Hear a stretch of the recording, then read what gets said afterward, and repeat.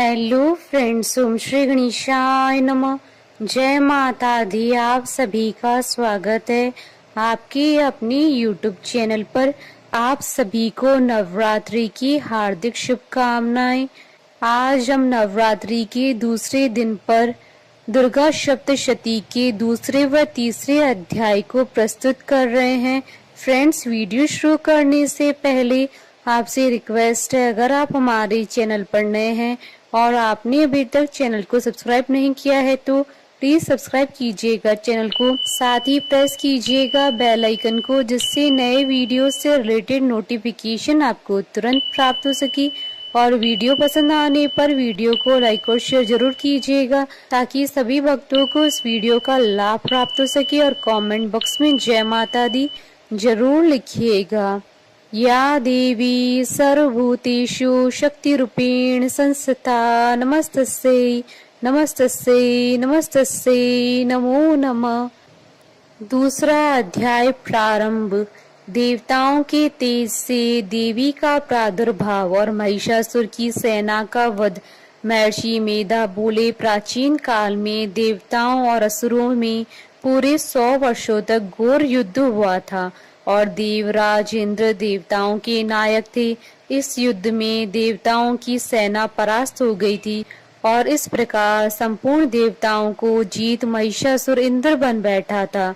युद्ध के पश्चात हारे वे देवता प्रजापति श्री ब्रह्मा को साथ लेकर उस स्थान पर पहुंचे जहां पर कि भगवान शंकर विराजमान थे।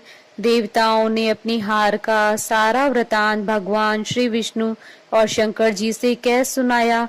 वह कहने लगे कि हे प्रभु, महिषासुर सूर्य, चंद्रमा, इंद्र, अग्नि, वायु, यम, वरुण तथा अन्य देवताओं के सब अधिकार छीनकर सबका अधिष्ठाता स्वयं बन बैठा है। उसने समस्त देवताओं को स्वर्ग से निकाल दिया है। वह मनुष्यों की तरह पृथ्वी पर विचर रहे हैं। दैत्यों की सारी करतूत हमने आपको सुना दी है और आपकी शरण में इसलिए आए हैं कि आप उनके वध का कोई उपाय सोचें। देवताओं की बातें सुनकर भगवान श्री विष्णु और शंकर जी को दैत्यों पर बड़ा गुस्सा आया। उनकी भौहें तन गई और आंखें लाल हो गई। गुस्से में भरे हुए भगवान विष्णु के मुख से बड़ा भारी तेज निकला और उसी प्रकार का तेज भगवान शंकर, ब्रह्मा और इंद्र आदि दूसरे देवताओं के मुख से प्रकट हुआ। फिर वह सारा तेज एक में मिल गया और तेज का वह पुंज ऐसे दिखता था जैसे ज्वाज्वल्यमान पर्वत हो। देवताओं ने देखा कि उस पर्वत की ज्वाला चारों ओर फैली हुई थी और देवताओं के शरीर से प्रकट हुए तेज की किसी अन्य तेज से तुलना नहीं हो सकती थी। एक स्थान पर इकट्ठा होने पर वह तेज एक देवी के रूप में परिवर्तित हो गया और अपने प्रकाश से तीनों लोकों में व्याप्त जान पड़ा। वह भगवान शंकर का तेज था। उससे देवी का मुख प्रकट हुआ। यमराज के तेज से उसके सिर के बाल बने। भगवान श्री विष्णु के तेज से उसकी भुजाएं बनी। चंद्रमा के तेज से दोनों स्तन और इंद्र के तेज से जंगा तथा पिंडली बनी और पृथ्वी के तेज से नितंब भाग बना। ब्रह्मा के तेज से दोनों चरण और सूर्य के तेज से उनकी अंगुलियां पैदा हुई। वासुओं के तेज से हाथों की उंगलियां और कुबेर के तेज से नासिका बनी। प्रजापति के तेज से उसके दांत और अग्नि के तेज से उसके नेत्र बने। संध्या के तेज से उसकी भौहें और वायु के तेज से उनके कान प्रकट हुए। इस प्रकार उस देवी का प्रादुर्भाव हुआ था। महिषासुर से पराजित देवता उस देवी को देखकर अत्यंत प्रसन्न हुए। भगवान शंकर ने अपने त्रिशूल में से एक त्रिशूल निकालकर उस देवी को दे दिया और भगवान विष्णु ने अपने चक्र में से एक चक्र निकालकर उस देवी को दे दिया। वरुण ने देवी को शंख भेंट किया। अग्नि ने इसे शक्ति दी। वायु ने उसे धनुष और बाण दिए। सहस्त्र नेत्रों वाले श्री देवराज इंद्र ने उसे अपने वज्र से उत्पन्न करके वज्र दिया और ऐरावत हाथी का एक घंटा उतार कर देवी को भेंट किया।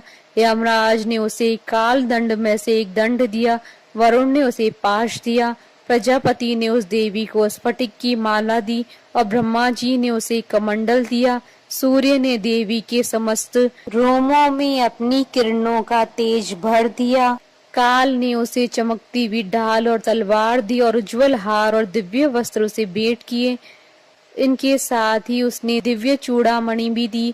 2 कुंडल, कंकण, उज्जवल अर्धचंद्र, बाहों के लिए बाजूबंद, चरणों के लिए नुपुर, गले के लिए सुंदर हंसली और अंगुलियों के लिए रत्नों की बनी हुई अंगूठियां उसे दी। विश्वकर्मा ने उनको फरसा दिया और उसके साथ ही कई प्रकार के अस्त्र और अभेद कवच दिए। और इसके अतिरिक्त उसने कभी न कुलमाने वाले सुंदर कमलों की मालाएं भेंट की। समुद्र ने सुंदर कमल का फूल भेंट किया।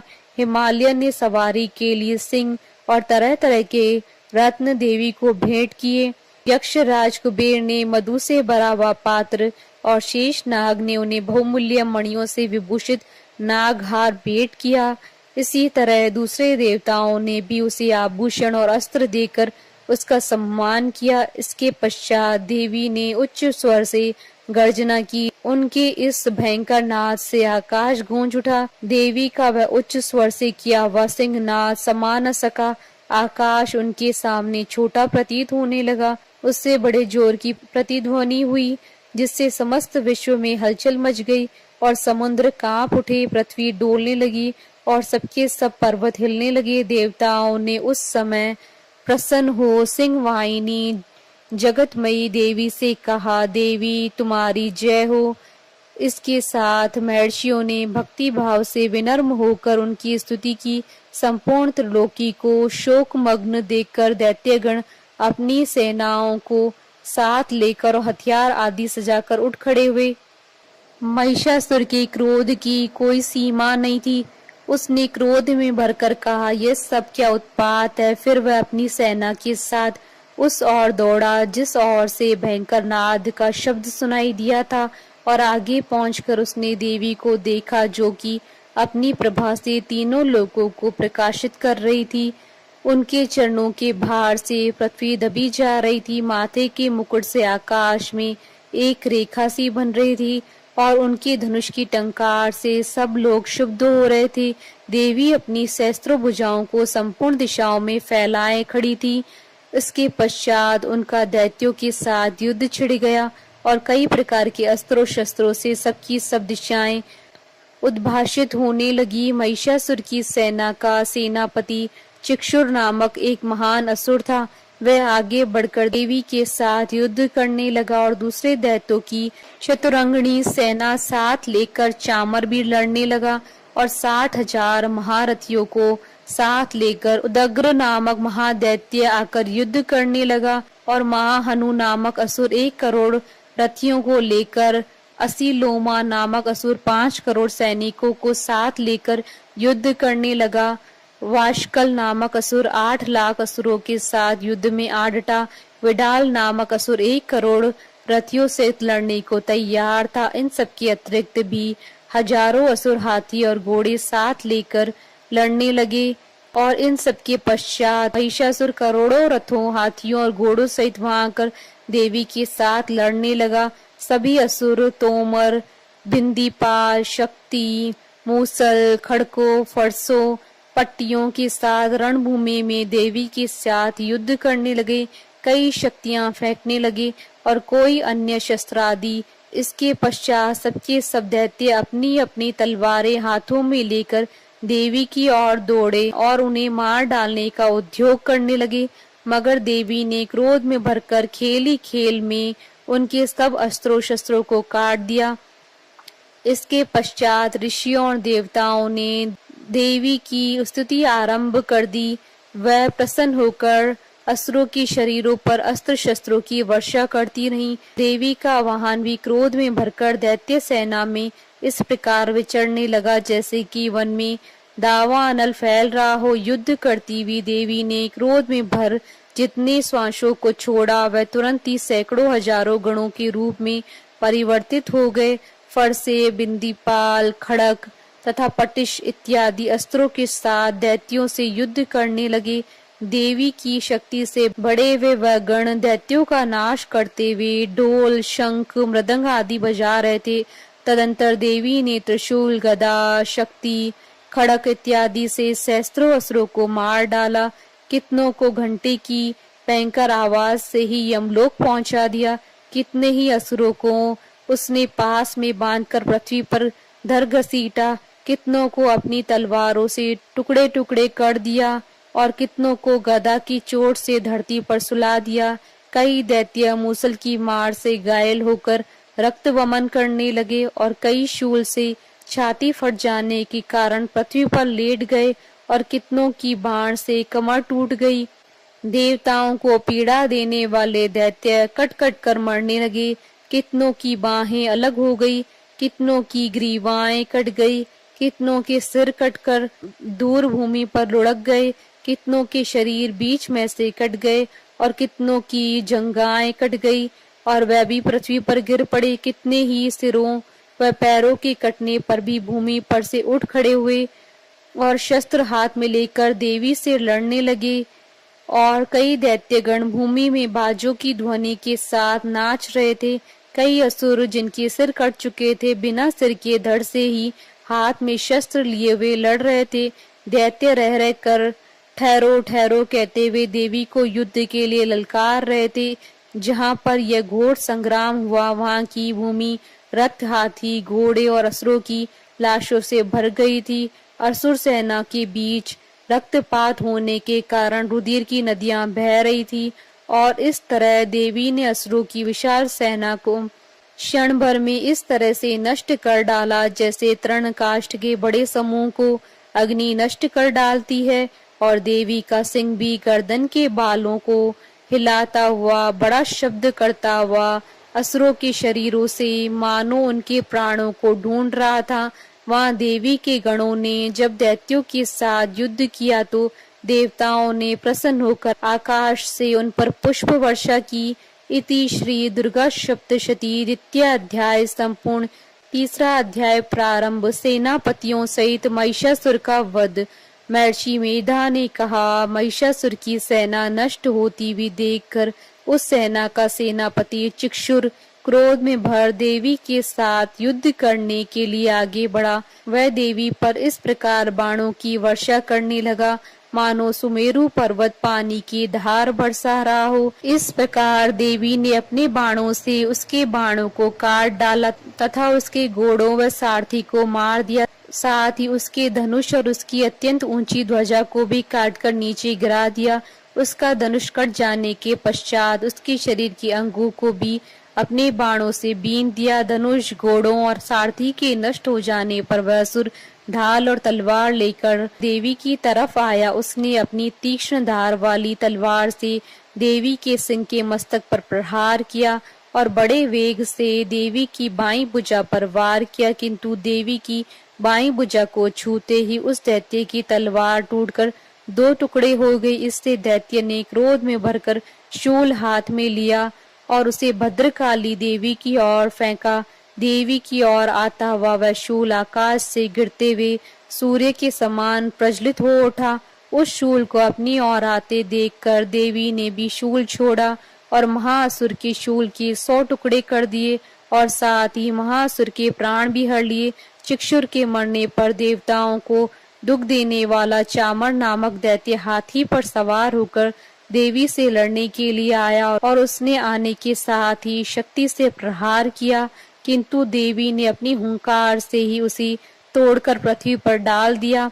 शक्ति को टूटा हुआ देखकर दैत्य ने क्रोध से लाल होकर शूल को चलाया, किंतु देवी ने उसको भी काट दिया। इतने में ही देवी का सिंह उछलकर हाथी के मस्तक पर सवार हो गया और दैत्य के साथ बहुत ही तीव्र युद्ध करने लगा। फिर वह दोनों लड़ते हुए हाथी पर से पृथ्वी पर आ गिरे और दोनों बड़े क्रोध से लड़ने लगे। फिर सिंह बड़े जोर से आकाश की ओर उछला और जब पृथ्वी की ओर आया तो अपने पंजे से चामर का सिर धड़ से अलग कर दिया। क्रोध से भरी हुई देवी ने शिला और वृक्ष आदि की चोटों से उदग्र को भी मार दिया। कराल को दांतों, मुक्कों और थप्पड़ों से चूर्ण कर डाला। क्रुद्ध हुई देवी ने गदा के प्रहार से उद्यत दैत्य को मार गिराया। बिंदी पाल से वाष्पकल को, बाणों से ताम्र तथा अंधक को मौत के घाट पर उतार दिया। तीनों नेत्रों वाली परमेश्वरी ने त्रिशूल से उग्रास्य, उग्रवीर्य और महाहनु नामक राक्षसों को मार गिराया। उसने अपनी तलवार से ही विडाल नामक दैत्य का सिर काट डाला तथा अपने बाणों से दुर्धर और दुर्मुख राक्षसों को यमलोक को पहुंचा दिया। इस प्रकार जब महिषासुर ने देखा कि देवी ने मेरी सेना को नष्ट कर दिया है, तो वह भैंसे का रूप धारण कर देवी के गणों को दुख देने लगा। उन गणों में कितनों को तो उसने मुख के प्रहार से, कितनों को खुरों से, कितनों को पूंछ से, कितनों को सींगों से, बहुतों को दौड़ाने के वेग से, अनेकों को सिंहनाद से, कितनों को चक्र देकर, कितनों को श्वास वायु के झोंकों से पृथ्वी पर गिरा दिया। वह दैत्य इस प्रकार गणों की सेना को गिरा देवी के सिंह को मारने के लिए दौड़ा। इस पर देवी को बड़ा गुस्सा आया। उधर दैत्य भी क्रोध में भरकर धरती को खुरों से खोदने लगा तथा सींगों से पर्वतों को उखाड़ उखाड़ कर धरती पर फेंकने लगा और मुख से शब्द करने लगा। महिषासुर के वेग से चक्कर देने के कारण पृथ्वी शुद्ध होकर फटने लगी। उसकी पूंछ से टकराकर समुद्र चारों ओर फैलने लगा। हिलते हुए सींगों के आगाज से मेघ खंड खंड हो गए और श्वास से आकाश में उड़ते हुए पर्वत फटने लगे। इस तरह क्रोध में भरे हुए राक्षस को देख चंडिका को भी क्रोध आ गया और वह उसे मारने के लिए क्रोध में भर गईं।